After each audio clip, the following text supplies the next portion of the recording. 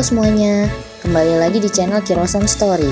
Oh ya, jangan lupa subscribe, like, komen, dan share ya kalau kalian suka dengan tayangan ini. Thank you.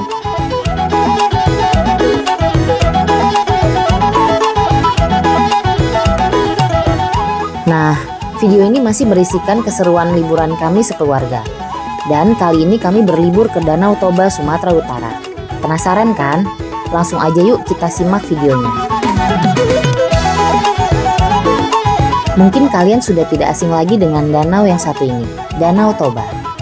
Danau yang terletak di Sumatera Utara ini merupakan danau terbesar di Indonesia dan Asia Tenggara dengan panjang sekitar 100 km dan lebar 30 km dengan kedalaman sekitar 500 meter atau luasnya setara dengan penggabungan luas wilayah kota Jakarta, Depok, Tangerang, dan kota Bekasi dijadikan satu, yakni sekitar 1100 km persegi. Wow, Danau Toba sebenarnya lebih mirip lautan daripada danau ya.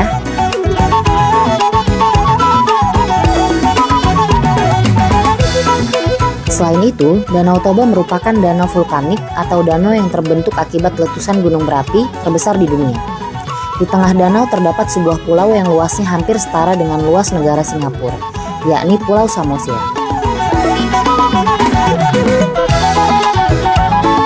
Danau Toba menurut kami menjadi tempat yang sempurna untuk bersantai, karena udaranya sangat sejuk dan suasananya pun amat tenang. Sebab letak Danau Toba berada di 900 meter di atas permukaan laut. Selain panorama danau yang memukau, kalian juga akan disuguhkan keindahan pemandangan deretan pegunungan dan pepohonan hijau yang menyegarkan mata. Pokoknya cocok jadi tempat untuk melepas penat deh.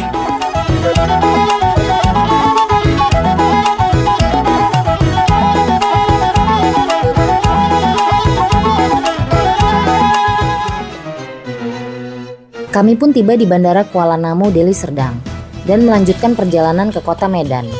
Ibu kota Provinsi Sumatera Utara ini merupakan kota terbesar ketiga setelah DKI Jakarta dan Surabaya. Kota ini dihuni sekitar 2,4 juta jiwa dengan berbagai etnis seperti Batak, Jawa, Melayu, Tionghoa, Minang, dan India. Ada beberapa landmark kota ini yang paling populer, salah satunya adalah Istana Maimun. Istana ini bukti dari kejayaan Kesultanan Melayu Delhi saat itu, didirikan pada tahun 1888 dengan bantuan seorang arsitek asal Italia. Istana yang berwarna kuning ini juga jadi saksi sejarah bahwa suku asli kota Medan adalah Melayu, bukan Batak.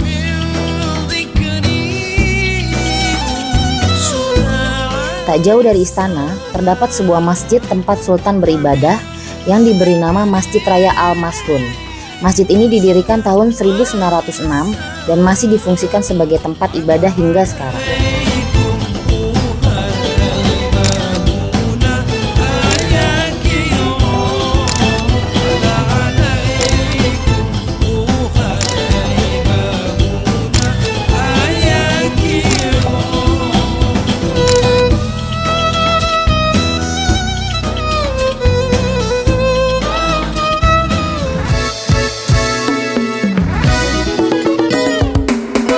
Perjalanan pun kami lanjutkan ke kota Pematang Siantar.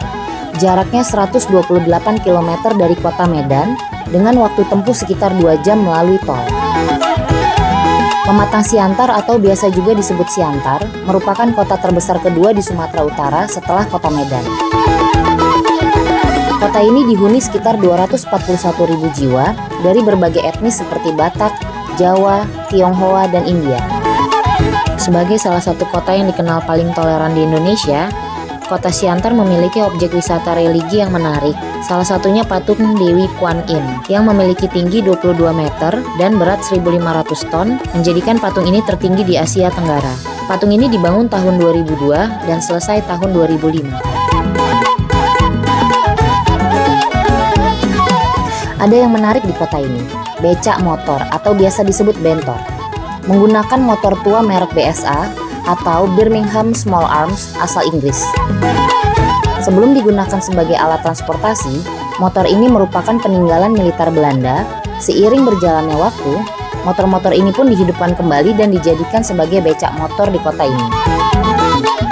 Kini BSA menjadi ikon sekaligus ditetapkan sebagai cagar budaya Kota Pematang Siantar yang ditandai dengan sebuah monumen atau landmark berbentuk becak motor yang berada di pusat Kota Pematang Siantar.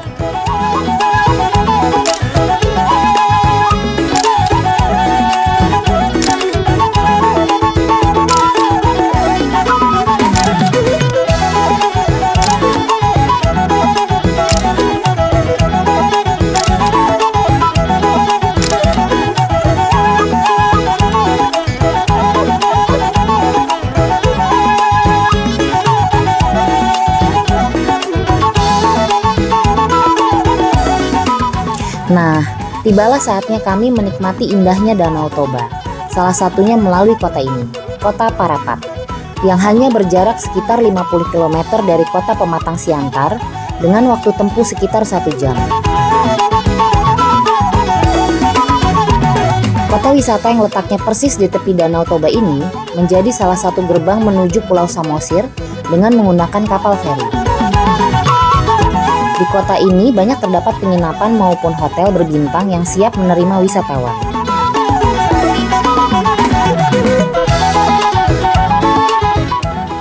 Presiden Soekarno juga pernah diasingkan ke sebuah rumah oleh Belanda di kota ini pada tahun 1948.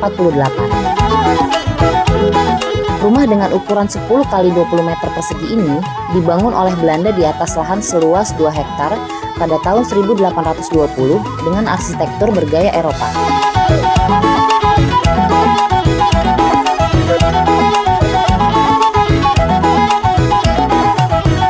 Di rumah ini Presiden Soekarno diasingkan bersama 2 tokoh lainnya, yakni Sultan Syahrir dan Haji Agus Salim. Presiden Soekarno diasingkan ke tempat ini selama kurang lebih 2 bulan. Meskipun sudah berusia lebih dari 200 tahun, rumah ini masih tampak terawat dan kokoh berdiri.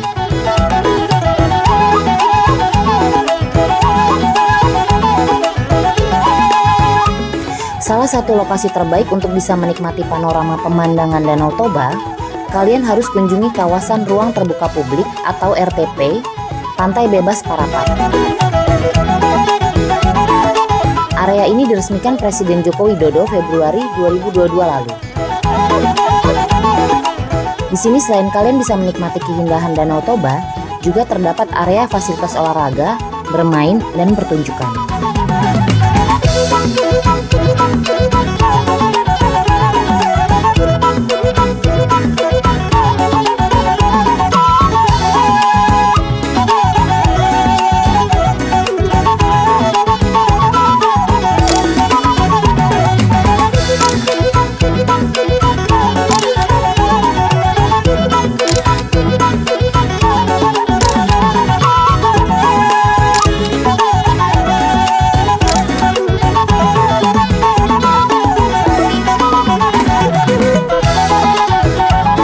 Masih dalam rangkaian menikmati pesona Danau Toba, kami melanjutkan perjalanan ke Pulau Samosir. Kami pun menyeberang dari Pelabuhan Aji Bata di Parapat dengan menggunakan kapal penyeberangan. Dibutuhkan waktu sekitar 30 menit menuju Pelabuhan Tomok di Pulau Samosir.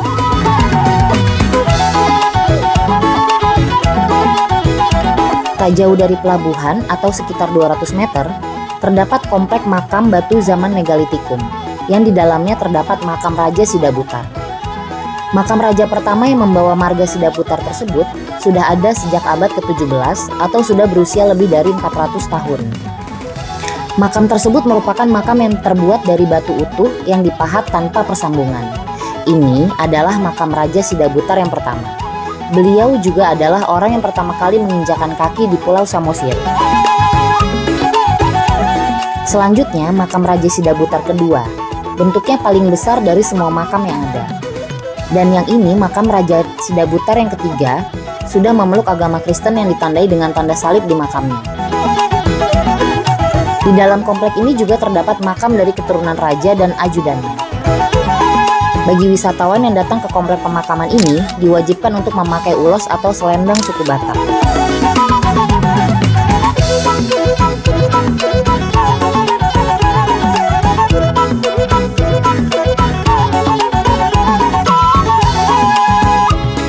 Tak Tak jauh dari makam Raja Sidabutar di daerah Tomok, kami juga menyempatkan diri untuk menyaksikan pertunjukan boneka kayu si Gale-Gale. Boneka ini bisa menari karena digerakkan oleh manusia melalui tali-tali yang ada di belakangnya, layaknya seorang dalang yang memainkan wayang. Menurut cerita legenda yang beredar di masyarakat setempat, asal-usul patung tersebut mengisahkan Raja Rahat dan anak tunggalnya Manggale. Suatu saat sang raja mengirim anaknya Manggale memimpin pasukan ke medan perang. Namun sayang, Manggale gugur dan tak ditemukan jasadnya. Mendengar kabar tersebut, sang raja sangat terpukul luar biasa dan jatuh sakit. Melihat kondisi raja yang demikian, kerajaan mencari tabib untuk mengobatinya. Singkat cerita, tabib pun mencari tukang pahat kayu untuk membuat boneka replika dengan semirip mungkin dengan Manggale. Lewat media boneka kayu tersebut, sang tabib memanggil arwah Manggale. Patung pun mulai bergerak dan mulai menari mengikuti alunan musik gondang. Melihat hal tersebut, raja pun senang dan mulai kembali pulih. Demikianlah boneka kayu tersebut dinamai si Gale-Gale, diambil dari nama Manggale.